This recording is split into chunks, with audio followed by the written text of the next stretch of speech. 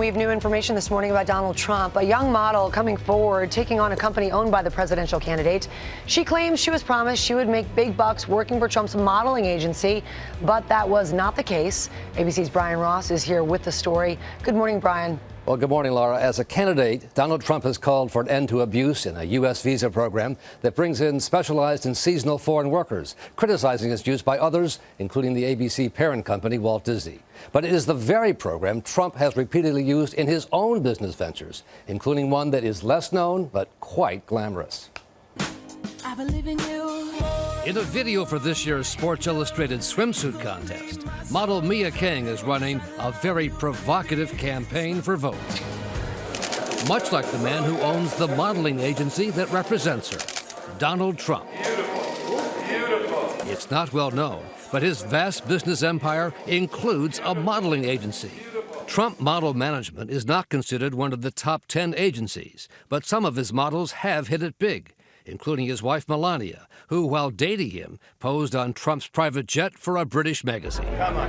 And as seen on this MTV reality show, Trump has been personally involved in recruiting talent. You just signed with a model agency today, which is great. But it hasn't worked out well for everyone.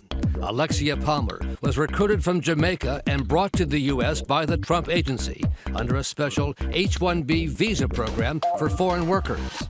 In government documents filed by the Trump agency, it said Palmer would make at least $75,000 a year for 3 years as a full-time employee. And did that seem like a lot of money to you? Yes. But she got nothing close to that from the more than 21 shoots, including this campaign for Iman Cosmetics. According to a lawsuit she's now filed, the Trump agency deducted some 80% of her earnings as fees and expenses, leaving her with a total for 3 years of only $3,880, plus some modest cash advances. And under her visa status, she could not work anywhere else. I feel like I was a slave or something. A slave? A slave, because that's what slavery people do. Just work and work and work and don't get no money.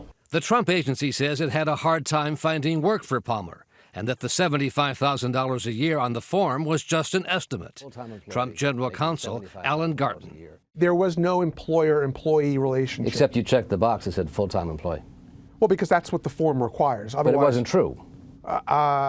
This is how it's done in the industry. But a former senior U.S. immigration official says companies don't have the option of ignoring the wage figures they cite in a U.S. visa form, like the $75,000. It would be extraordinarily unusual for that to be legal.